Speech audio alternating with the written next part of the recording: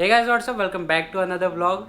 काफ़ी दिनों के बाद हमारी मुलाकात हो रही है क्योंकि इस दौरान मैं भी थोड़ा बिजी था तो व्लॉग वगैरह पे ज़्यादा ध्यान नहीं दे पा रहा था। पर इस व्लॉग से जो भी व्लॉग्स आएंगे, जो भी सीरीज़ आएगी, वो इंटरेस्टिंग भी रहेगी और मज़ेदार भी रहेगी क्योंकि जो मेरी ड्रीम राइड है वो हम लोगों ने प्लान कर लिया है। वैसे तो मेरी बहुत सारी ड्रीम राइड है जो कि once in a lifetime opportunity, वो जो कैटेगरी रहती है उस कैटेगरी की राइड्स रहती है, और ये जो राइड है ये भी वैसी ही रहेगी। तो इस राइड की जो मंजिल है वो है श्री राम जी की पूज्य भूमि अयोध्या, और इस सफ़र की जो शुरुआत होगी वो होगी मेरे बर्थडे यानी कि 18 दिसंबर से। अब सफ़र कितने दिनों का है क्या है वो तो अभी हम लोगों ने फिक्स नहीं किया है, बट जो एक रफ़ आइटनरी रहती है कि वहाँ पे पहुँच के क्या क्या करना है और रफली जो प्लेसेस को एक्सप्लोर करना है वो सारी चीज़ें रेडी है। तो ये सीरीज़ एकदम अच्छी मज़ेदार रहेगी। अब देखा जाए तो यहाँ मुंबई में तो ठंडी का कोई नामो निशान नहीं है, पर अयोध्या में अच्छी खासी ठंडी पड़ रही है। इस तरह की जो विंटर राइड होती है उसके लिए थोड़ा प्रिपेयर करना पड़ता है। अब प्रिपरेशन में दो प्रिपरेशन होती है, एक होती है पर्सनल, दूसरी होती है अपनी पार्टनर, अपने साथी, अपने व्हीकल की। तो पर्सनल प्रिपरेशन में अगेन दो टाइप होती है, एक होती है मेंटली प्रिपेयर्ड होना और दूसरा होता है फिज़िकली प्रिपेयर्ड होना। तो मेंटली प्रिपेयर्ड होने का तो जैसे कि अब मेरा ड्रीम राइड है तो उसका तो कोई सवाल ही नहीं उठता है। जो भी एडवेंचर आएगा, जो भी रफ टफ और जो भी ऑब्स्टिकल्स आएंगे वो सारी चीज़ों को अच्छे से हैंडल करके राइड को एंजॉय करना है, सेफली अपने डेस्टिनेशन पे पहुंचना है, राइड कंप्लीट करनी है, यही टारगेट है। और इसके लिए मैं डेफिनेटली मेंटली प्रिपेयर्ड हूँ। और रही बात फिज़िकल प्रिपरेशन की, तो पहले मैंने सोचा था फैट लॉस करने के लिए, क्योंकि जो राइड है एक्चुअल में जो राइड हम लोगों ने पूरा जो ट्रिप है ये हम लोग 6 महीने से डिसाइड कर रहे थे। तो फैट लॉस का तो कोई सवाल नहीं उठता है क्योंकि ऐसी सर्दियों में मुझे वो मेरी इम्यूनिटी को सपोर्ट करेगा, और मैं जिम में जाके कोई हैवी वर्कआउट भी नहीं कर सकता हूँ क्योंकि मैं नहीं चाहता हूँ बॉडी में किसी भी तरह की स्टिफनेस या सोरनेस लेकर के मैं राइड करूँ। इस राइड के लिए मुझे चाहिए एडिक्वेट फ्लेक्सिबिलिटी, और जिसके लिए मेडिटेशन, योगा, स्ट्रेचिंग तो वो तो अपना रोज़ का चल ही रहा है। तो अब बात करते हैं व्हीकल के प्रिपरेशन के लिए। तो जो व्हीकल है वो अपनी KTM 390 एडवेंचर दृष्टि, उसके साथ ही जाना है। अब नई बाइक है तो उसमें मैकेनिकली तो कोई प्रिपेयर नहीं करना है, उसी एसेसरीज़ में कुछ मुझे लेने पड़ेंगे, तो उसके लिए आज जाना है। और उसके एसेसरी में मींस मुझे उसके अंदर मेन स्टैंड इंस्टॉल करना है क्योंकि मेन स्टैंड मुझे लगेगा।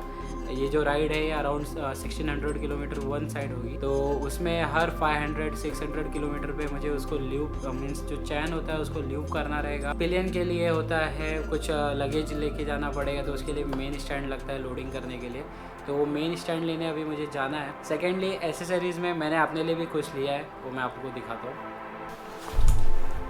तो जो मैंने अपने लिए एसेसरी लिया है, एसेसरी मीन्स मैंने अपने लिए राइडिंग गियर में ये अपग्रेड किया है जो कि मेरा राइडिंग जैकेट है। तो ये जो राइडिंग जैकेट है दिस इज़ फ्रॉम स्काला, और ये लेवल 2 का प्रोटेक्शन प्रोवाइड करता है। अब इसमें दो तरह के प्रोटेक्शन मीन्स जो प्रोटेक्टर्स यूज़ किए गए हैं वो दो कंपनी के आते हैं। एक आता है सेफ टेक जो कि इटालियन ब्रांड है, दूसरा आता है सैशटेक ब्लैक वाला जो कि जर्मन ब्रांड है। तो इस अब जो मेरा पुराना वाला जो राइडिंग जैकेट था वो मुझे मतलब फिटिंग में भी इशू था, प्लस इस तरह की राइड के लिए वो बराबर नहीं था। वो मीन्स ऐसा normal day to day commute कर रहे हैं या फिर जो एकदम नॉर्मल वेदर होता है उसके लिए वो ठीक था, बट इस तरह के राइड के लिए नहीं। इसके लिए मुझे इसको अपग्रेड करना पड़ा।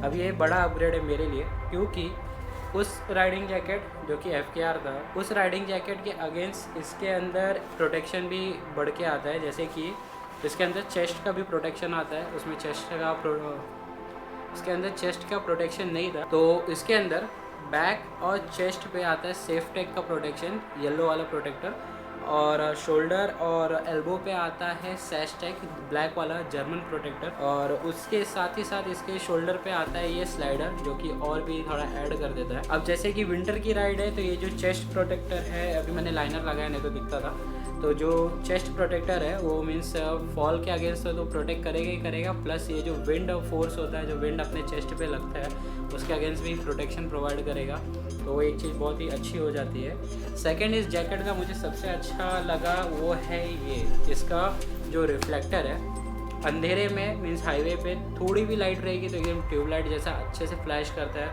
तो अपना जो प्रेजेंस होता है हाईवे पे वो प्रॉपरली इंडिकेट होता है कि यहाँ पे कोई राइडर है या कोई बंदा खड़ा है। ये बहुत ही अच्छी चीज़ है। प्लस इसके जो लाइनर्स हैं ये भी बहुत अच्छे हैं, कंफर्टेबल लाइनर है। लाइनर कंफर्टेबल है बट विंटर राइड के लिए पूरी तरह से एडिक्वेट नहीं है।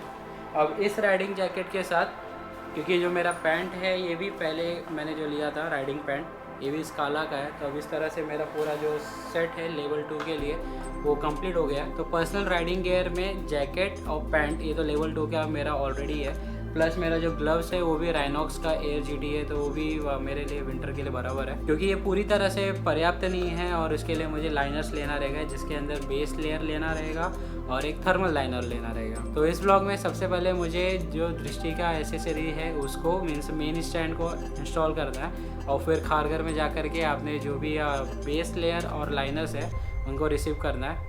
चलो चलते, मज़ा आएगा। अब ये दृष्टि के लिए मुझे जो मेन स्टैंड लेना है, सेंटर स्टैंड, वो मुझे लेना है मैडोवर बाइक्स की तरफ से, और जिसके लिए मुझे जाना है Taloja Navi Mumbai.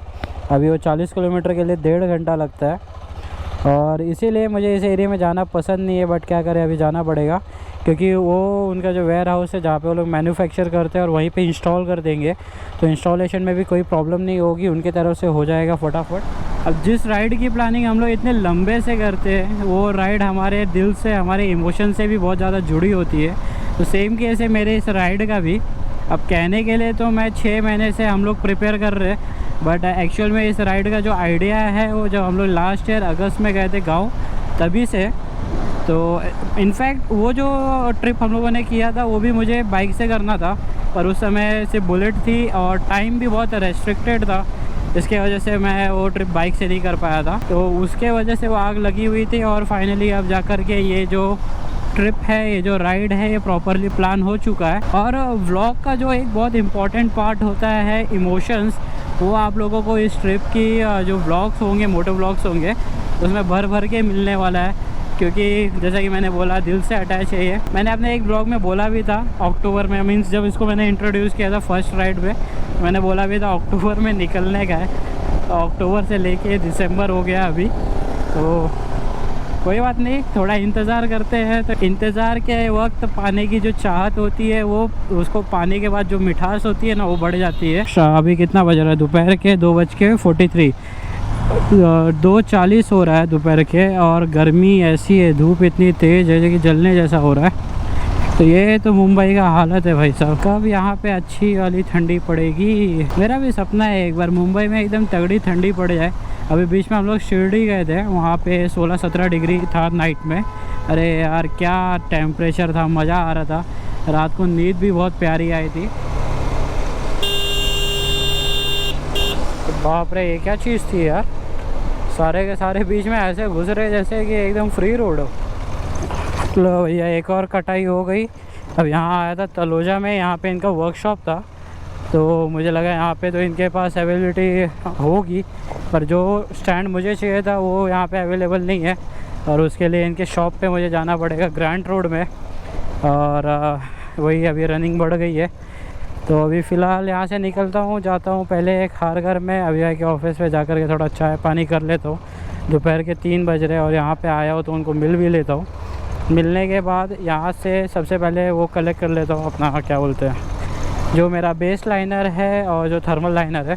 One eternity later. So this is another day and frankly speaking I have no idea after how many days I am resuming this vlog again. And anyways, उस दिन जब मैंने मीन्स लास्ट टाइम आप लोगों ने देखा जब मैं अपने 390 के लिए मेन स्टैंड लेने गया था तलोजा, वहाँ नहीं मिला, तो उसके बाद उन लोगों ने बोला कि ग्रैंड रोड पे जा कर के आप अपने शॉप से ले सकते हो। तो मैं ग्रैंड रोड में नहीं गया, उसके बाद मुझे बेस लेयर पिक करना था खारघर से बाइकर साहब, तो मैंने वहाँ पे उन लोगों को ऑर्डर दे दिया कि मुझे अपने 390 के लिए ये स्टैंड चाहिए। So this is how this stand looks. Heavy है, अच्छा है, स्टडी है, स्ट्रॉन्ग है, और ये इसका जो भी है एनवेलप, क्या भी बोलते हैं इसको, ठीक है, 390 adventure center stand from Madover bikes. अब इसमें इशू ये हो रहा है कि अभी मेरे टॉप बॉक्स में प्रॉपर तरीके से आ नहीं रहा है, मीन्स टॉप बॉक्स क्लोज़ नहीं हो रहा है। तो अभी मैंने सोच रहा हूँ इसको इस तरह से रख के और ये टॉप बॉक्स को हाफ क्लोज़ कर देता हूँ और इसको थोड़ा रस्सी से बांध देता हूँ। तो अभी इस तरह से मैंने इसको बांध दिया है, and which definitely is not looking good enough, but ठीक है यार, इधर ही जाने का है थोड़ा सा, बस पीस ऑफ माइंड के लिए बांधा है। पहुंच जाएंगे अभी, टेंशन नहीं है। अभी अपने बाइक के लिए तो मैंने मेन स्टैंड ले लिया है, और उसके साथ ही साथ मेरे हेलमेट के वाइज़र पे पहले एक शीट लगी हुई थी, एंटी फॉग शीट, वो भी ख़राब हो गई थी, पूरा स्मजी और डर्टी हो गई थी, जिसकी वजह से जब नाइट में रिफ्लेक्शन आता था तो आँखों को बहुत तकलीफ़ देता था, और मैंने उसको भी चेंज कर दिया है। क्योंकि अभी मैं अयोध्या जा रहा हूँ और वहाँ पे ठंडी है, ठंडी फॉग रहेगा और रास्ते का भी कुछ भरोसा नहीं है। आयुष चला आ ही नहीं रहा था, इसके वो बांधना पड़ा इसके लिए। अयोध्या अभी हाँ अकेले? नहीं फैमिली, अपन अकेले नहीं घूमते हैं भाई, अपना प्लान लेके घूमना पड़ता है। नहीं लेके नहीं घूमना, उनके साथ ही घूमना पसंद है। तो पैकिंग ही इसका त्रास है खोलने का, इसके लिए मैं घर पे खोला नहीं। कैसा क्वालिटी कैसा लग रहा है? क्वालिटी मजबूत है ना?